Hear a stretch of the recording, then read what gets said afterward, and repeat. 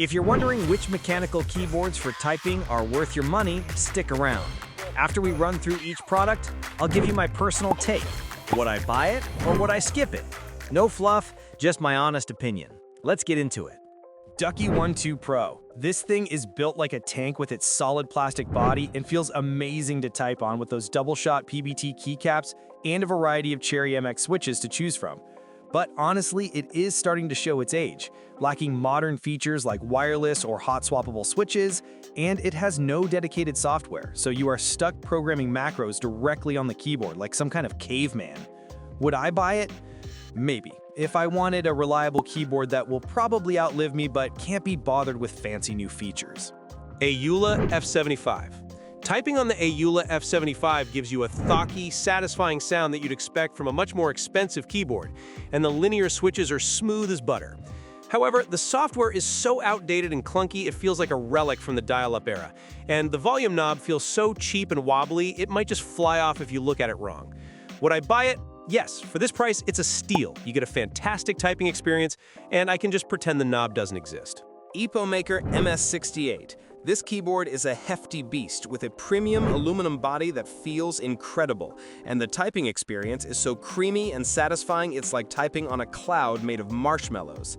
The catch is that customizing the little LCD screen is a pain that requires a cable and patience, and getting the VIA software to work can be a gamble, so good luck with that. Would I buy it? Yes, if I want a compact keyboard that feels and sounds like $1,000,000 and I am willing to rustle with its quirky software. Aula Win60 HE. The magnetic switches and ridiculously fast 8,000 Hz polling rate on this thing offer an ultra-fast response, making it feel like it's reading your thoughts before you even type them. But it's a wired-only keyboard in a compact 60% layout, which means no numpad, and your hands might feel a bit cramped. Plus, it's missing features like analog input for your PlayStation 5. Would I buy it? No, because while the speed is insane, the tiny layout makes me feel like a giant trying to use a doll's keyboard, and I need my function keys. Keychron C1 Pro.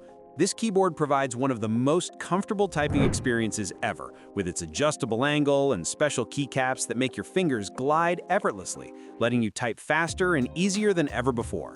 On the other hand, it looks like it was teleported straight from a 2000s office, it's wired only, and trying to remove the switches is a Herculean task that might make you question your life choices. Would I buy it? Yes, because the sheer comfort and smooth typing make up for its retro looks. It's like an old soul with modern performance. Keychron V5 Max. This thing offers a premium typing feel for a not-so-premium price, and it's built like a tank. Seriously, this plastic board is heavier than my life choices. The keycaps look a bit cheap and don't have shine-through lettering, so good luck typing your angry emails in the dark, you vampire. Would I buy it? Yes, it's a fantastic customizable keyboard for the money that gets you a top-tier typing experience without needing to sell a kidney. Keychron Q6 HE. The Q6 HE delivers an unbelievably smooth typing experience with its magnetic switches. Every key press feels like sliding on butter, making other keyboards feel like rubbing two rocks together. However, the keys have a pretty heavy actuation force, so your fingers might need to hit the gym. And the price tag is definitely in the premium category, so your wallet will feel it. Would I buy it? Maybe, if I wanted a professional-looking keyboard that feels like typing on a cloud and I just got my year-end bonus. Asus ROG Azoth 75%. This keyboard is built like a fortress with its aluminum alloy chassis, and the pre-lube switches make typing feel indecently pleasant and smooth. Plus, it comes with a full lube kit for all you midnight switch whisperers. That said, it's a heavy beast, making it about as portable as a small car, and some units have a rattly right shift key, which at this price is just annoying. Would I buy it? Yes, if you want a keyboard that feels and sounds absolutely sublime to type on, and you enjoy the idea of lubing your own switches like a true keyboard connoisseur. Wooting60 HE. The Wooting60 HE is a gaming monster with ridiculously low latency and customizable magnetic switches that give you an insane amount of control. But it's also surprisingly great for typing with its quiet, linear switches. Unfortunately, its ergonomics are kind of a joke with a high profile and no included wrist rest. So prepare for some wrist gymnastics unless you buy one separately. And it's wired only, because who needs wireless freedom, right? Would I buy it? No, because while it's a phenomenal gaming keyboard, the mediocre ergonomics and lack of wireless make it less ideal for long typing sessions compared to the others. NuPhy Field75 HE. This keyboard has a wild, futuristic design with a ton of macro keys, and the web-based software is surprisingly polished, letting you customize everything without downloading a single sketchy program. The typing experience is a bit stiff and unforgiving for daily use, and the lightweight switches with sensitive settings will have you making more typos than a drunk person texting their ex. Would I buy it? No. It's an amazing gaming keyboard with a unique look, but for a pure typing focus, the stiff feel and typo-prone switches make it a pass for me. Keychron Q1 Pro. Typing on this thing is like having your fingers bounce on a firm Jell-O trampoline. It's weirdly satisfying and comfortable for hours thanks to its flexible plate and deep keycaps. But damn, this all-aluminum keyboard is so heavy it could double as a home defense weapon. And the super tall keycaps feel like typing on skyscrapers at first. Would I buy it? Yes, if I never had to move it from my desk, because the bouncy typing feel is just that good. Keychron K2 HE. This board is for the impatient typists. The magnetic switches are so responsive they practically read your mind before you even press the key, making you feel like a typing god. The only problem is the keys make a bit of noise when they bounce back, and you have very few options if you want to swap out the switches for something else later on. Would I buy it? Maybe, if I wanted a keyboard for both fast typing and some gaming, since these switches offer next-level customization for games. Epomaker Galaxy100. This keyboard shows up feeling like a gold bar with its solid aluminum case, and it somehow crams a full number pad into a smaller space, which is awesome for anyone who actually has to type numbers. Good luck taking it anywhere though. This thing weighs over 2 kilograms and has no adjustable feet, so you better like the one typing angle it gives you. Would I buy it? Yes, because it feels incredibly premium right out of the box and has a satisfying marbly sound without needing any mods. Mchose A68. The A68 is the ultimate budget warrior, giving you a smooth typing experience with stabilizers that don't rattle, which is a miracle at this price point. It's a bit of a loudmouth though, with higher-pitched clacky switches that sound a tad plasticky because they didn't get enough lube at the factory. Would I buy it? Yes, because for the money you get features like ultra-low latency and rapid trigger that you usually only find on boards that cost way more. Dygma Defy.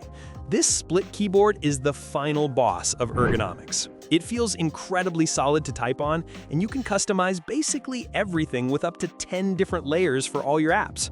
But honestly, learning to type on this thing is a bigger commitment than a mortgage, and it costs almost as much, which is a pretty big ask for a keyboard. Would I buy it?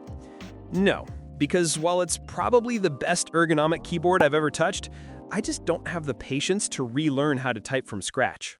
Asus ROG Azoth. This thing feels and sounds like a custom keyboard you'd see on TikTok, but it comes straight out of the box with a gasket mount and pre-lubed switches that make every keystroke feel ridiculously smooth.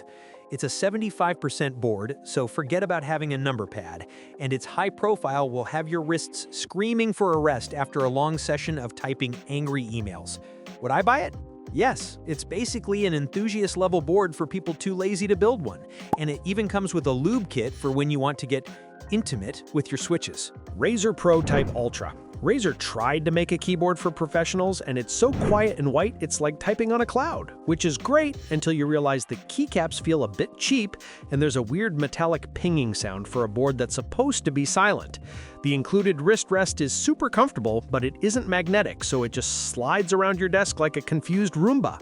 Would I buy it? No. For a $160 price tag, I expect keycaps that don't feel like they came from a Happy Meal, and the typing experience just doesn't beat the competition. Logitech MX Keys S. Alright, you caught me. This isn't even a mechanical keyboard. It has scissor switches, but it's so damn good for typing that I had to sneak it in here because the low-profile design is comfy and the quiet keystrokes won't get you fired from your office job. It's a pretty minimal update from the last version, and the fact that they sell the thin, uncomfortable wrist rest separately feels like a personal attack. Would I buy it? Maybe. If you value silence and a low-profile feel over the thock of a true mechanical keyboard and want to connect to a bunch of devices at once, this is a solid, if unexciting, choice. Logitech MX Mechanical Mini. This is like the MX Keys S's cooler older brother who actually went to the gym. The typing is a delight with low-profile keys that actually help me type faster, and the tactile quiet switches are the perfect middle ground for office work.